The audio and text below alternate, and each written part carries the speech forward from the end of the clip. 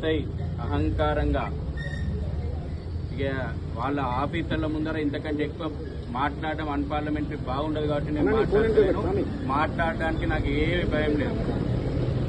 కానీ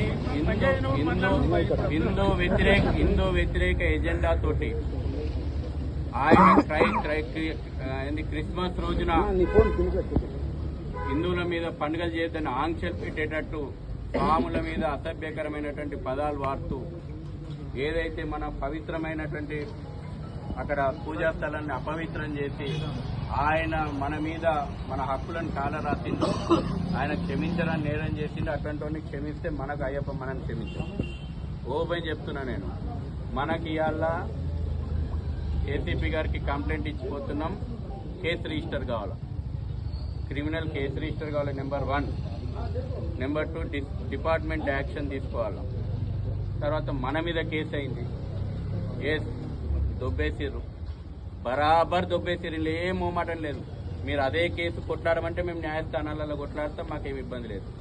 చెప్పులు వేసుకొని వచ్చి పవిత్రమైనటువంటి దేవాలయంలో పూజ దగ్గరకు వచ్చి కోటాను కోట్ల హిందువుల యొక్క మనోభావాలు గాయపరిస్తే బరాబర్ దొబ్బేసినాం.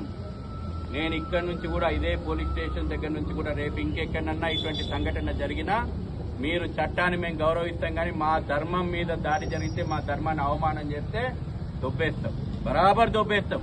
అందులో మాకు ఏమి మా ధర్మం అండి. మా పవిత్రమైన దేవాలయంలో మీరు దేవాలయానికి చెప్పులు వేసుకుని వచ్చి మా అయ్యప్ప స్వామి దగ్గరికి చెప్పులు వేసుకుని వచ్చి నువ్వు అపవిత్రం చేస్తా అంటే మేము చూసుకుంటూ ఊరుకోవాలన్నా? మేము అయ్యప్ప స్వామి భక్తులం, చూస్తూ ఊరుకోం.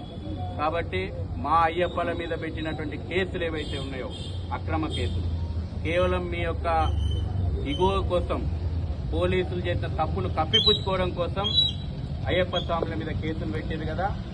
మేము బేషరతుగా రేపు ఉదయం వరకు ఈ కేసులను విత్డ్రా చేసుకోవాలా, ఎస్ఐ మీద కేసు బుక్ చేయాలా, లేదంటే విశ్వ హిందూ పరిషత్ రేపు మీరు తీసుకోబోయేటువంటి చర్యల మీద మేము వేచి చూస్తాము. ఇక్కడటువంటి స్థానికమైనటువంటి గురుస్వాముల అభిప్రాయానికి, స్థానికంగా అధికారులు మీ అందరి మీద ఉన్నటువంటి గౌరవం కోసము ఈ రోజున మేము కంప్లైంట్ ఇచ్చే పోతున్నాం.